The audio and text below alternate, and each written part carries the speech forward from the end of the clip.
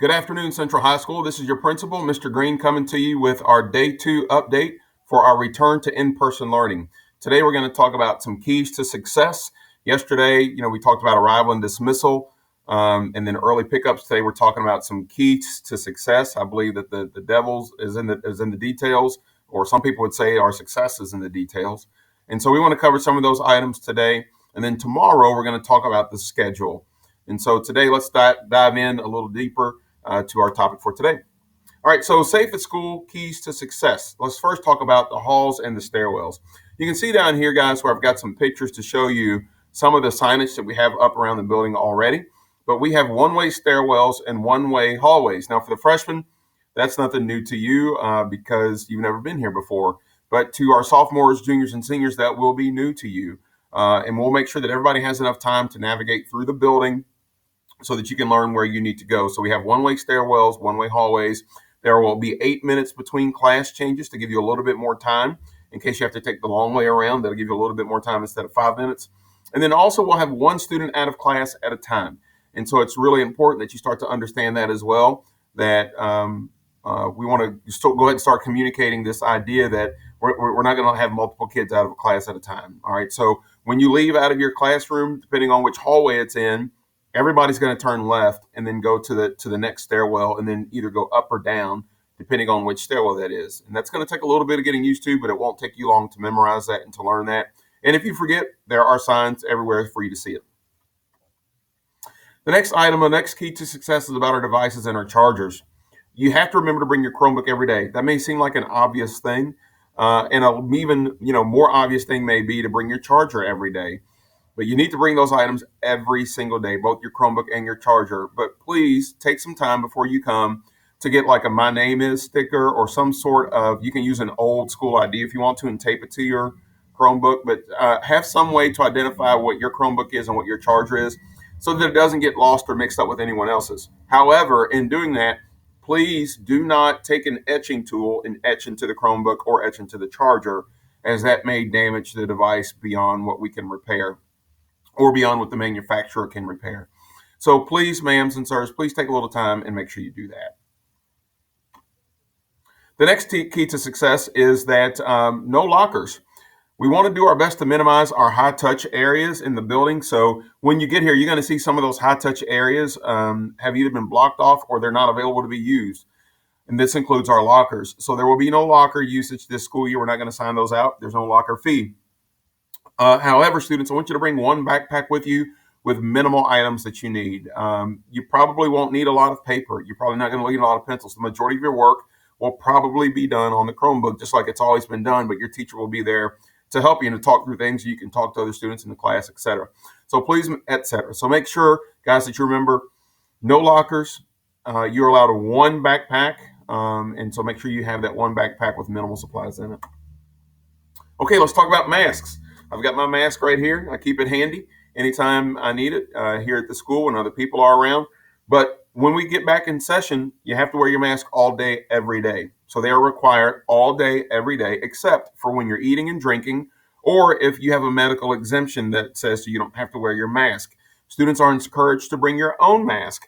However, if you forget, you wake up and you forget your mask, we will have a mask for you if you forget, but we don't have enough masks to give every student a mask every single day. So we're going to encourage you to bring your own. When you bring your own mask, though, you can't have any vulgar language, weapons, drugs, any hate speech, or anything like that. Anything that would ordinarily be out of our dress code, it can't be present on your mask. All right, so please make sure you understand that as well.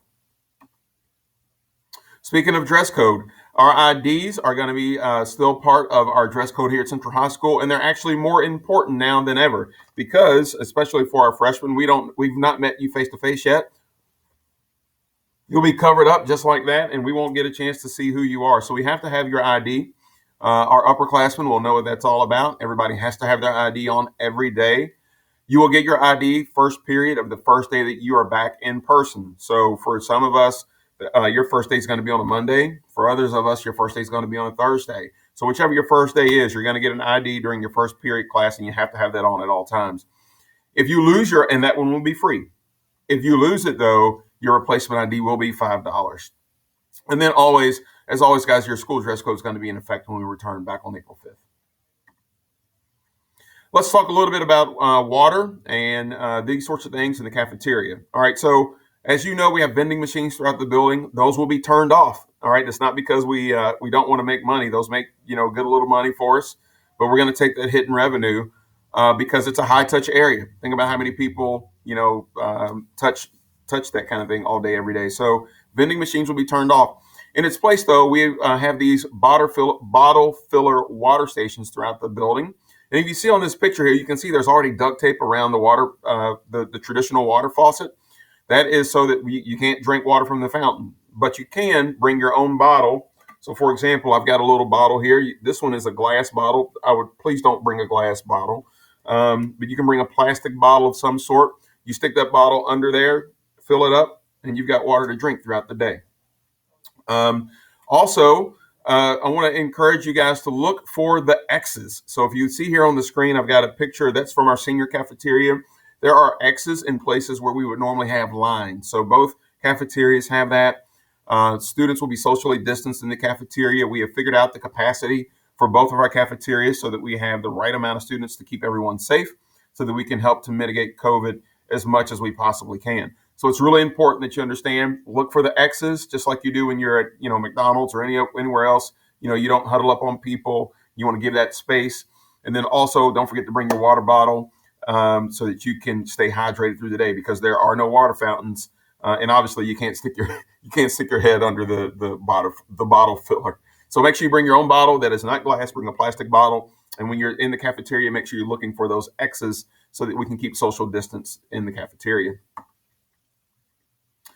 Okay, last one. This is a little bit of a primer for tomorrow. I want to just remind you one more time about the groupings. If your last name is A through K, you are in our black group, and you will report to school on Monday and Tuesday. On Monday, you're going to go through your A-Day classes. On Tuesday, you're going to go through your B-Day classes.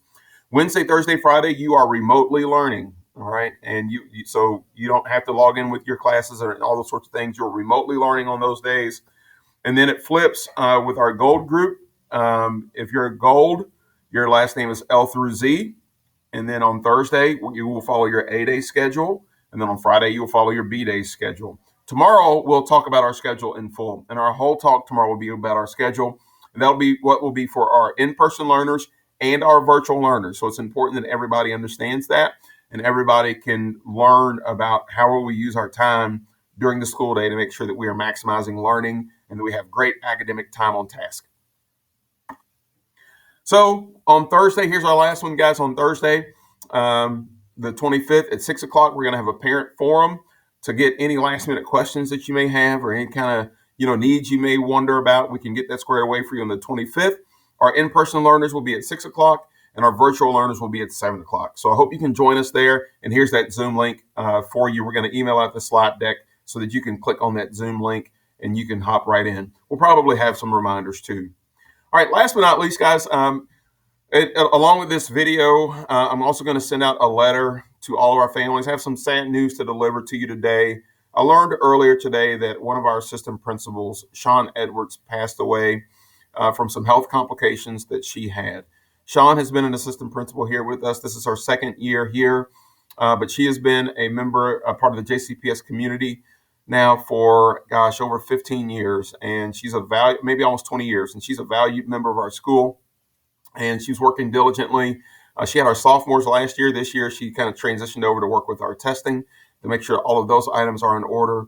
But guys, we're going to have some grief counselors available for you tomorrow. So if you have, some sort of need, if you need to talk to someone, let our counselors know so that we can get you that support that you need. But our sympathy and our deepest condolences go to Sean and her family, and to our current juniors who had her last year, sophomores. My heart breaks for her, and my heart breaks for our students who are going to miss her. So with that, we're going to close it out with how we always close out our announcements and always remind you guys, life is all about choices. Make great choices today.